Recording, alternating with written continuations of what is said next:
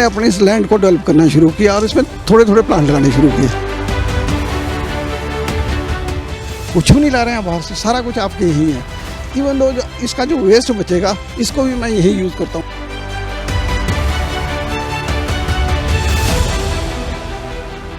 और ये आपका जापानी फल और बहुत अच्छा फ्रूटिंग देता है। कोई 30-40 किलो एक ही पेड़ में देता है।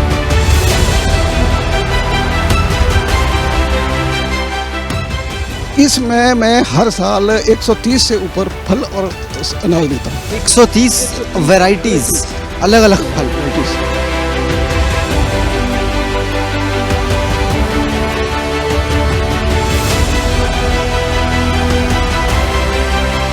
नमस्कार, आज की बात के एक और एपिसोड में आप सभी का स्वागत है। मैं हूं आपके साथ धर्म प्रकाश। आज की बात के इस अंक में आज हम बात कर रहे हैं कृषि के एक ऐसे स्वरूप की जो न सिर्फ पारंपरिक है बल्कि आज की रासायनिक खेती के दौर में हमारे स्वास्थ्य के लिए सबसे ज्यादा फायदेमंद भी है। प्राकृतिक खेती ये सिर्फ खेती की एक तकनीक नहीं है बल्कि किसान का धरती के साथ एक शांति समझौता है, जिसमें सिर्फ बीज नहीं बोया जाता है भरोसा। भारत की कृषि व्यवस्था आज एक महत्वपूर्ण मोड़ पर खड़ी है। एक ओर रासायनिक उर्वरकों और कीटनाशकों पर आधारित खर्चीली खेती, तो दूसरी ओर प्रकृति आधारित वो विधि जो मिट्टी, पानी, बीज और किसान सभी को स्वस्थ बनाती है। इसी दिशा में उभरती है प्राकृतिक खेती, जिसे जीवन के मूल सिद्धांतों पर आधारित खेती भी कहा जा सकता है। इसके केंद्र में होता है देसी गाय का गोबर और गौमूत्र, फसल विविधता, जमीन को ढका रखना और मिट्टी के भीतर मौजूद जीवाणुओं की शक्ति को सक्रिय करना। जीरो बजट नेचुरल फार्मिंग को अपनाकर अब हिमाचल के ग्रामीण क्षेत्रों के किसान भी आत्मनिर्भर बन रहे हैं। इन्हीं किसानों में शामिल है शिमला ग्रामीण के पाहल गांव के रहने वाले किसान दुर्गा दत्त कश्यप, जिन्होंने सरकारी नौकरी से रिटायर होने के बाद प्राकृतिक खेती की दिशा में एक ऐसी पहल शुरू की जो दूसरे किसानों के लिए भी अब मिसाल बन रही है। जो आपने पौध तैयार की है उसके बारे में थोड़ा सा हमारे दर्शकों को बताइए। सर, मैं 2015 में बिजली बोर्ड से एसडीओ के पद से रिटायर हुआ। तो 2015 में मैंने सोचा था कि इसके बाद खेती करनी है और तो कुछ करना नहीं है, परंतु मैं उसके बाद भी मुझे गवर्नमेंट ऑफ इंडिया ने एंगेज कर लिया था एज ए कंसल्टेंट इंजीनियर। तो मैंने 8-9 साल वहाँ भी गुजारे। पर इस दौरान मैंने अपनी इस लैंड को डेवलप करना शुरू किया और इसमें थोड़े थोड़े प्लांट लगाने शुरू किए। फिर एक्सपेरिमेंट करता रहा। इसी दौरान मुझे 2 किताबें मिली, बहुत अच्छी किताबें हैं। अगर मैं वैसे भी बताता हूँ आप लोगों के लिए कि एक है मासानोबु फुकुओका, उनकी है 1 स्टार रेवोल्यूशन, एक तिनके से क्रांति। उसको मैं वो प्राकृतिक खेती का आप समझ लो कि एक बाइबल है। इसमें मैं हर साल 130 से ऊपर फल और अनाज देता हूँ। 130 से ऊपर, और पूरी लिस्ट है, मैं आपको लिस्ट प्रोवाइड करता हूँ। 130 वैरायटीज, अलग अलग फल वैरायटीज, मतलब नाम है और उसकी सब वैरायटीज वो अलग है। जैसे सेब है, 4-5 किस्म का सेब है। आम है तो उसकी भी 4-5 वैरायटी है। केला है, कीवी है, जो भी मतलब जितने फ्रूट हैं, कोई 40 से ऊपर तो फ्रूट ही फ्रूट हैं। फिर मेडिसिनल है आपके, हींग मेरे है, दालचीनी, छोटी इलायची और तेज पत्ता, कड़ी पत्ता, सारे मतलब जितने भी हम मेडिसिनल है। फिर दूसरी सारी फसलें जो है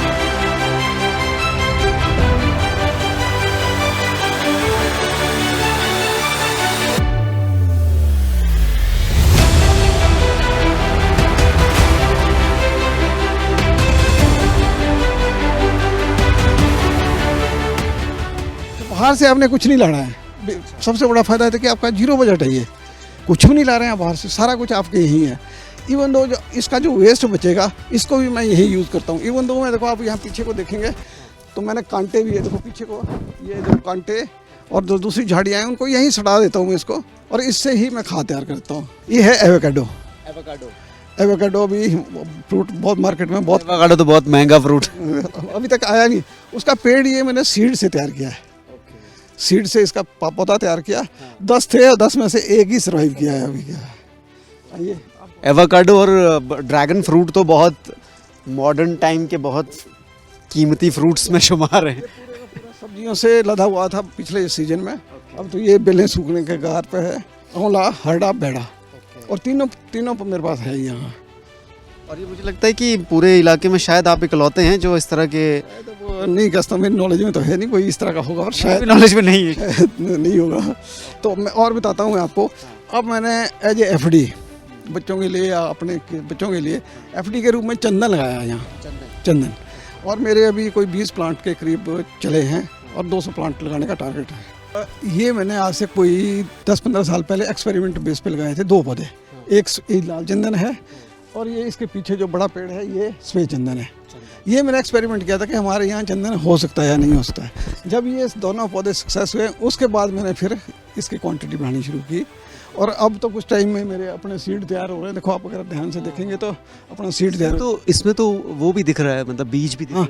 अपना बीज तैयार हो रहे हैं। इसी से मैं अपने प्लांट तैयार करूँगा, उसके लिए भी पैसे नहीं खर्च करूँगा, सारा यहीं से तैयार करूँगा। तो अभी चंदन के कितने पौधे आपने लगाए हैं? कोई 20 के करीब है, 20 के करीब है। ये 2 एक्सपेरिमेंटर थे, ये लाल चंदन है और वो वाइट है। चंदन के लिए कोई ऐसी कोई जलवायु या ज़मीन या कुछ हिस्सा के कोई क्राइटेरिया रहता है? हाँ, क्राइटेरिया आपके 1400 फीट से ऊपर नहीं होता है ना, सॉरी 4000 फीट, 1200 मीटर और 4000 फीट, इससे ऊपर नहीं हो सकता, इससे ज़्यादा, इससे नीचे कहीं भी हो सकता। तो मेरा ही बिल्कुल एज पे है, यहाँ की हाइट ही 4000 फीट है। अगर और हाइट पे होते तो शायद ये नहीं सर्वाइव कर पाएंगे।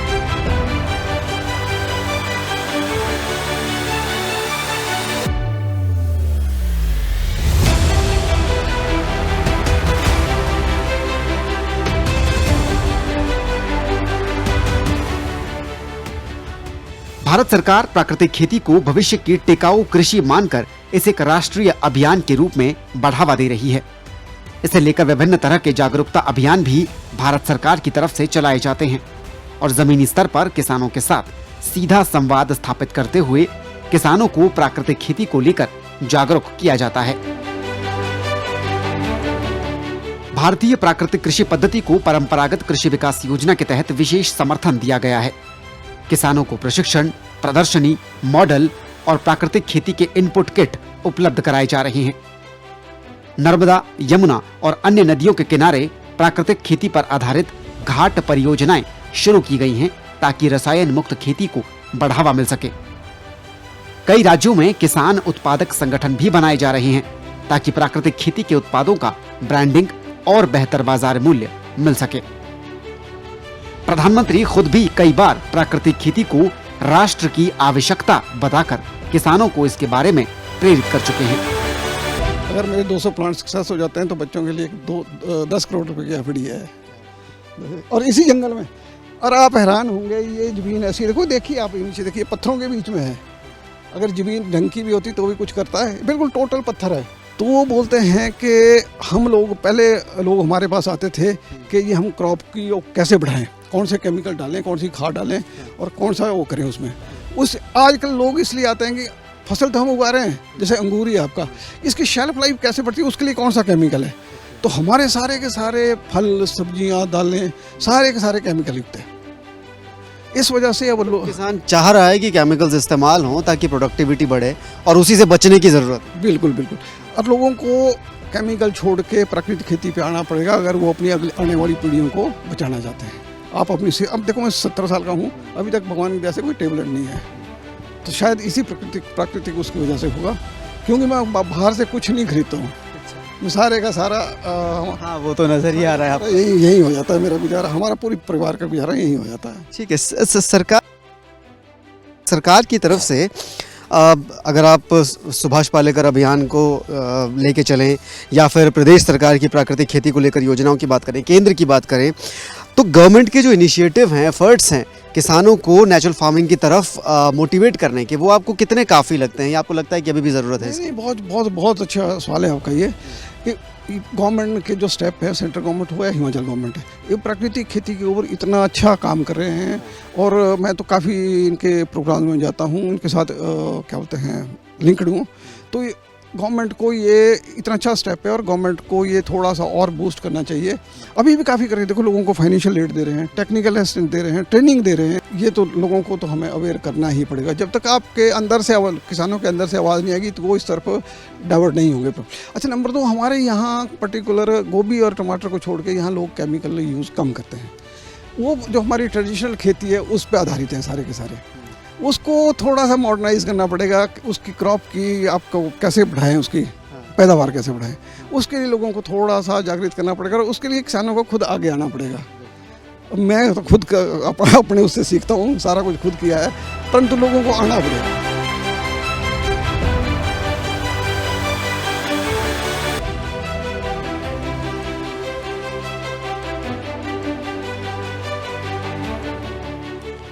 भारत में प्राकृतिक खेती या फिर जैविक खेती जिसे कहते हैं, उसका प्रसार जो है वो लगातार बढ़ता जा रहा है।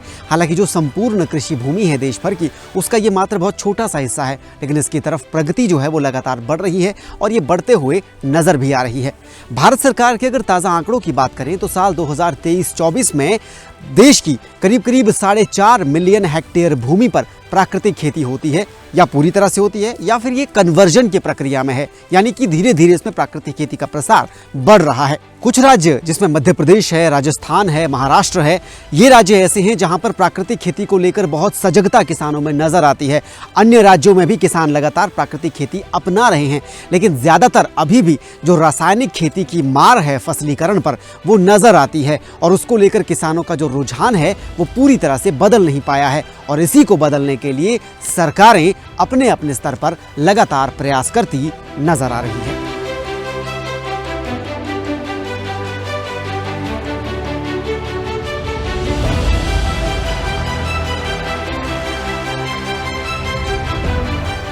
आप इससे पहले सर्विस में थे, किस साल किस डिपार्टमेंट में और कब आप रिटायर हुए, और रिटायरमेंट के बाद ही आपको ये खेती बाड़ी का मतलब जुनून कैसे आप पर सवार हो गया एकदम से?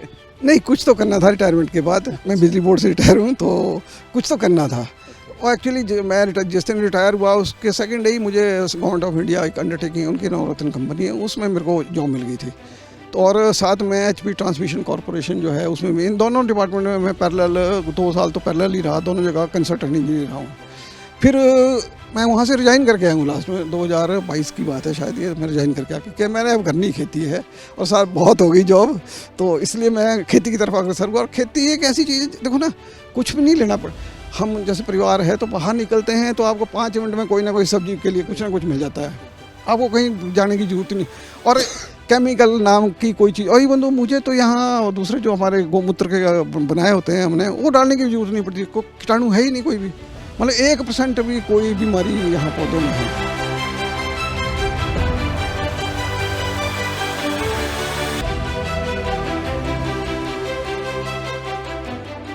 पाहल गांव के रहने वाले दुर्गा दत्त प्राकृतिक खेती को लेकर अन्य किसानों को भी जागरूक करते हैं। खुद प्राकृतिक खेती के बारे में वो प्रशिक्षण भी ले चुके हैं और पहाड़ों की पथरीली भूमि पर फसलों की विविधता को आजमाते हुए वो रसायन मुक्त खेती की दिशा में महत्वपूर्ण कदम उठाते हुए आगे बढ़ रहे हैं।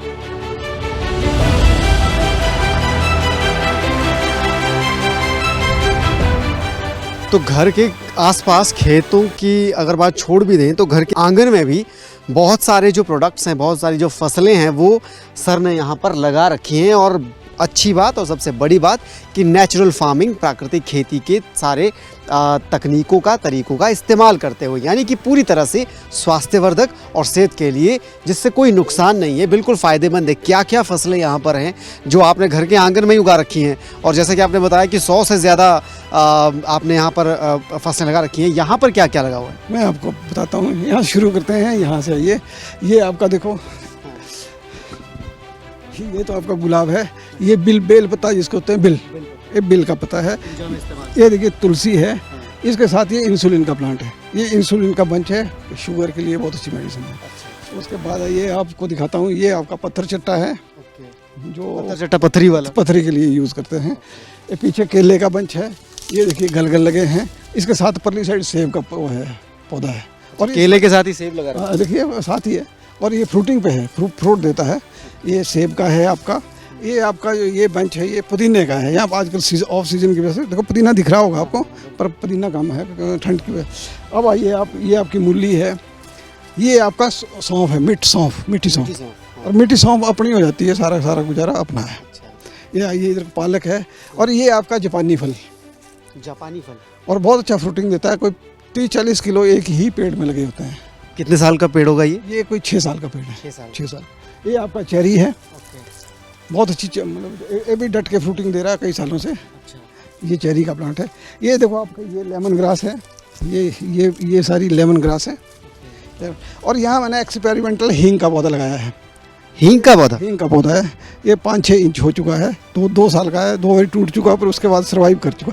साथ में तेज पत्ता है, ये आपकी तुलसी है, ये बीच बीच में गोभी भी है। देखो 2 आदमियों के लिए कितनी चाहिए होती है तो है। ये आपके देखो चेरी टमाटो है, सफ़ेद शहतूत। इसमें जो छोटे छोटे जो लगते हैं शहतूत लगते हैं, बच्चों के खाने के लिए बहुत मीठे होते हैं। वाइट है ये, वो हमारे यहाँ लोकल में लाल होते हैं, तो ये स्पेशल लगाया है मैंने। ये देखिएगा आप, इसके साथ ये ड्रैगन फ्रूट का प्लांट है, चल रहा है पौधा। ये आपका जंगली वो है, क्या बोलते हैं, टमाटर या नेपाली टमाटर, जो भी नेपाली टमाटर।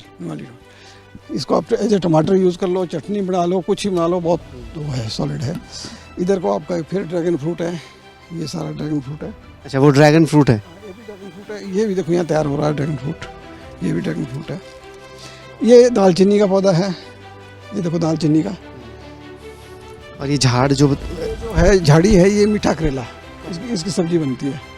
ये स्ट्रॉबेरी के साथ ये वाइट ब्रिंजल, सफ़ेद बैंगन, जो यहाँ बड़ा कम पाया जाता है, बाजार में भी मेरे ख्याल बहुत कम देखा है मैंने। एक अभी गोभी चल रही है, ये बैंगनी कलर का ही होता है। ये देखिए चीकू। और ये सारा नेचुरल फार्मिंग का? ये सारे एक ही जगह कॉम्पैक्ट ये आंगन में है सिर्फ, बाकी दूसरी जगह तो अलग से है।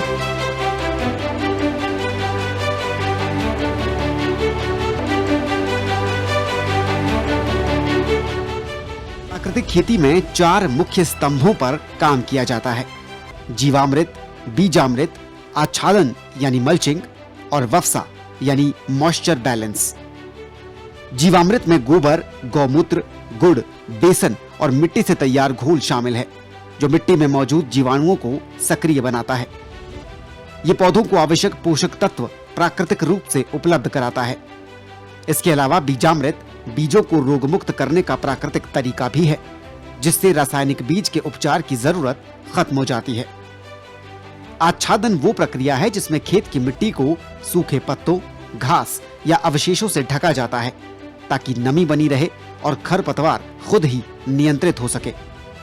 वहीं वफसा यानी मॉइस्चर बैलेंस सिंचाई का एक वैज्ञानिक तरीका है, जिसमें मिट्टी की आवश्यक नमी बनाए रखकर पानी की बर्बादी रोकी जाती है। ये पूरी प्रक्रिया खेती को कम खर्चीला और अधिक टिकाऊ बनाती है। ये और ऐसे 15-20 आपके पास सेब के? 15-20। तो सेब के लिए तो हाइट चाहिए होती ठीक ठाक ना, तो यहाँ तो इतनी हाइट है नहीं, तो फिर नहीं हो जाते हैं, ऐसा कुछ नहीं है। इसका अगर खाद पानी और इसकी थोड़ी सी सेवा करते रहे तो अच्छा फ्रूट मिल जाता है। मतलब मेरे अपने घर का गुजारा सेब का आसानी से हो जाता है, बच्चों का भी और अपना भी। इसके साथ ही आपका बादाम का पेड़ है, और ये बादाम है, और इसके पीछे जो है ये ब्लैक एम्बर आपका प्लम है। ये ब्लैक एम्बर प्लम है, और इसकी जो शेल्फ लाइफ होती है और फल होता है, बहुत अच्छा फल लगता है, इतना बड़ा फल लगता है और बहुत अच्छी शेल्फ लाइफ है उसकी, और टेस्टी। तो यहाँ इतनी, मैं देख रहा हूँ ना, इतनी पथरीली सी जमीन है, फिर भी ये देखिए आप, ये है आपका जंगली टमाटर या नेपाली टमाटर। अच्छा। ये चटनी के लिए और टमाटर इसमें, ये देखो ये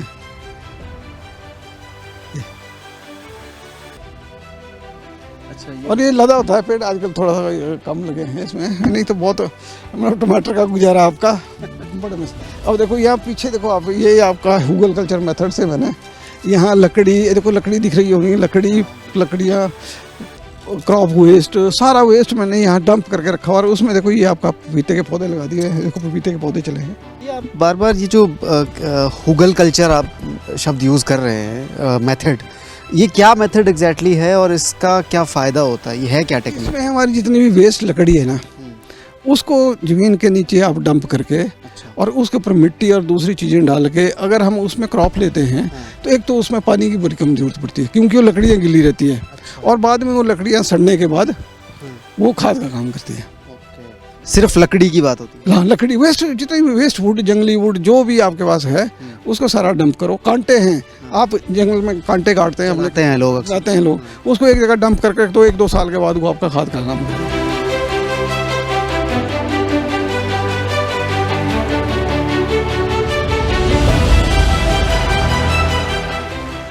खेती किसानी जो है वो पशुपालन के बिना अधूरी मानी जाती है, क्योंकि अगर एक किसान अपने खेत में फसलें उगा रहा है तो जाहिर तौर पर जो पशुपालन है वो भी उसका ही एक पार्ट है, उसका भी एक अंग है। और यहाँ पर हम देख रहे हैं कि पशुपालन पर भी उतना ही ध्यान आप दे रहे हैं जितना कि फसलों के उत्पादन पर दे रहे हैं। एक्चुअली प्राकृतिक खेती के लिए गाय के बिना प्राकृतिक खेती आपकी हो ही नहीं सकती है, इसलिए पशुपालन बहुत जरूरी है। आप ये मेरा देखो, आप पशुधन है ये, और इसी पशुधन से कीटनाशक है, ये जीवामृत है जो बूस्ट करता है हमारी खेती को, ये भी आपका वो है, ये उसके वो है, ये सारे कीटनाशक हैं, ये आपने खुद तैयार किए? तैयार किए हैं। देखो इतना, यहाँ मेरी वर्कशॉप है पूरी है, और इसके साथ यहाँ पीछे ये घन जीवामृत के लिए गोबर इकट्ठा किया है, घन जीवामृत भी है, स्टोर अंदर करके रखा है। तो ये इन्हीं गाय की वजह से ये सारा कुछ बन पाया है। जिस प्राकृतिक खेती की हम नेचुरल फार्मिंग की बात करते हैं उसका इम्पोर्टेंट उसका एक बहुत जरूरी है, उसके लिए ये चीज़ें बहुत जरूरी है, इसके बिना आपकी प्राकृतिक खेती अधूरी है। तो यहाँ के आसपास के दूसरे जो लोग हैं, किसान हैं, वो भी आपसे टिप्स लेते हैं इस बारे में, वो भी आपसे प्रोडक्ट इस तरह से तैयार करने में मदद लेते हैं? नहीं, हमारा एक यहाँ सुदीक्षा के नाम से एक ग्रुप है किसानों का, तो उस प्लेटफॉर्म के थ्रू हम सारे किसानों को, जो भी इंटरेस्टेड किसान है, काफ़ी लोग हैं जो अब प्राकृतिक खेती की ओर अग्रसर हो चुके हैं और बड़े अच्छे इंटरेस्ट से काम करें। यहाँ सिर्फ इस सरकार से मैंने पहले भी निवेदन किया था एक बारी कि अगर फेंसिंग, क्लस्टर फेंसिंग कर दे गाँव की, तो सारे किसान वो करना शुरू कर देंगे नेचुरल फार्मिंग। एक्चुअली वो जंगली जानवरों के नुकसान की वजह से वो नहीं कर पा रहे हैं, लेकिन आपने उसका भी तोड़ निकाल रखा है, आपने अपने स्तर पर कर रखा है। मैंने अपने स्तर पे देखे, सारे में देखिए, मेरी पूरी फेंसिंग हुई है, जालियाँ लगी है चारों तरफ, तो इसलिए सुअर या जो जंगली दूसरे जानवर है, सिर्फ बंदर आ सकता है, तो बंदर के लिए आपके पास वो रखा है मैंने। ज़मीन की जो गुणवत्ता है, जो टाइप है, पथरीली ज़मीन, ढलान वाली ज़मीन, और दूसरा ये कि हाइट बहुत कम है, लेकिन इसके बावजूद भी यहाँ पर जो खेती की जो तकनीक ईजाद की गई है, और उससे बड़ी बात कि प्राकृतिक खेती का भरपूर इस्तेमाल करते हुए, इसमें किसी तरह की कोई कीटनाशकों का इस्तेमाल नहीं है, किसी तरह की कोई रसायनों का इस्तेमाल नहीं है, केमिकल्स का इस्तेमाल नहीं है। पथरीली ज़मीन को उपजाऊ बनाया गया है सिर्फ प्राकृतिक तकनीकों का इस्तेमाल करते हुए, और उसका ये नतीजा है कि यहाँ पर इस छोटे से ज़मीन के जो एरिया है उसमें करीब 100 से ज़्यादा 130 प्रकार की जो फसलें हैं, जो फल हैं, मेडिकल इस्तेमाल की जो औषधियाँ हैं वो हैं, सब्जियाँ हैं, ऐसी कोई शायद किस्म बची नहीं है जिसका यहाँ पर इन्होंने उत्पादन ना किया हो। और इस उत्पादन के ज़रिए आसपास के लोगों को भी एक मैसेज देने की कोशिश है कि जो प्राकृतिक खेती है उसका जो आज का स्वरूप है उसको अपनाना आम लोगों के लिए, आम किसानों के लिए बेहद ज़रूरी है, ना सिर्फ आय के लिए, ना सिर्फ आत्मनिर्भर बनने के लिए, बल्कि आम लोगों के लिए जो उसका इस्तेमाल करते हैं उनके स्वास्थ्य को ध्यान में रखते हुए भी।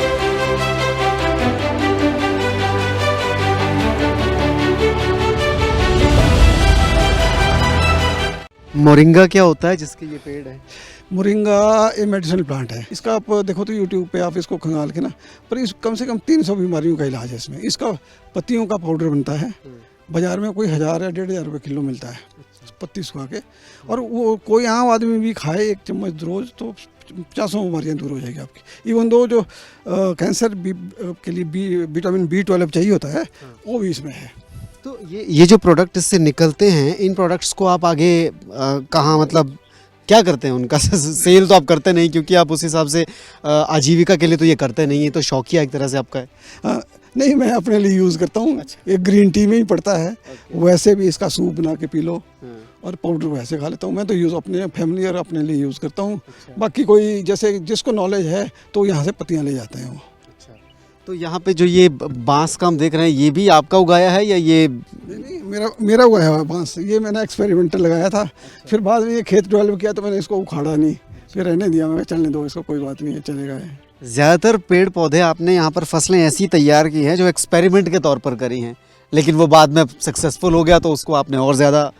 हाँ, है तो इस तरह से ही है, क्योंकि है तो सारा शौक की वजह से हुआ था। सारा शौक था कि मैंने वो करना है जो नहीं करते हैं लोग, तो इस वजह से मैंने ये अभी भी मैं एक्सपेरिमेंट बेस पे ही हूँ, कर ही रहा हूँ, बहुत सारे एक्सपेरिमेंट कर रहा हूँ। आज भी मैंने एक कोई यूट्यूब पे एक मैं मिला था, वो बड़े पुराने झारखंड और जो एंशिएंट हमारे ट्राइब्स हैं उनके कुछ बीज इकट्ठे किए हैं। अब मैं वो बीज का लिंक लिया है मैंने, उसके बीज मंगाऊंगा, वो एक्सपेरिमेंट भी करूँगा, वो भी एक्सपेरिमेंट करूँगा मैं। बहुत ही ज़्यादा किसानों को, युवाओं को प्रेरणा लेने की ज़रूरत है, खासकर खेतीबाड़ी को लेकर, क्योंकि आज का युवा जो है वो खेती से दूर होता जा रहा है। तो ऐसे युवाओं को वापस खेती की तरफ खींचने के लिए, मोटिवेट करने के लिए क्या सुझाव आप देना चाहेंगे, क्या राय देना चाहेंगे? मैं तो ये बोलूँगा कि एक दिन लोगों को अपनी खेती की तरफ आना ही पड़ेगा। बाज़ार में इतना ज़्यादा जहर बिक रहा है, उनके फर्दर जनरेशन जो है ना, वो जनरेशन की जनरेशन ख़त्म हो जाएगी। पंजाब के हालात आपने देखे हैं, बोलते हैं वहाँ से कैंसर की ट्रेन राजस्थान जाती थी, तो पंजाब भी थोड़ा मुड़ता जा रहा है। तो हमारे लोगों को एक बारी खेती की तरफ आना पड़ेगा। जिस तरह से जॉब्स नहीं है या और चीज़ें, AI आ गया आपका, तो लोगों को खेती की तरफ आना पड़ेगा और नेचुरल फार्मिंग को आना पड़ेगा।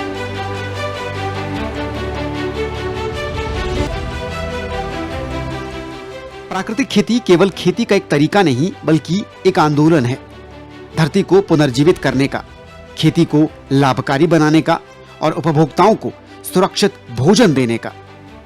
अगर ये मॉडल व्यापक रूप से लागू होता है तो भारत न केवल खाद्य सुरक्षा बल्कि पोषण सुरक्षा का भी वैश्विक उदाहरण बन सकता है।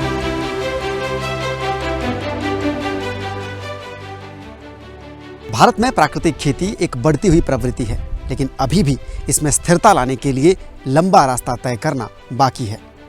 प्राकृतिक खेती किसान और धरती के बीच एक सामंजस्य जैसा है, जिसमें न सिर्फ आपके स्वास्थ्य का ध्यान रखा जाता है बल्कि पर्यावरण संरक्षण भी एक महत्वपूर्ण तरीका, महत्वपूर्ण जरिया बनकर उभरता है। प्राकृतिक खेती आने वाले दौर में भारतीय किसानी का एक जीता जागता भविष्य है, जिसके लिए सरकारी और निजी स्तर पर प्रयास बेहद ज़रूरी हैं और प्रयास हो भी रहे हैं। आज की बात के आज के इस एपिसोड में अभी के लिए फिलहाल इतना ही। दीजिए इजाज़त, नमस्कार।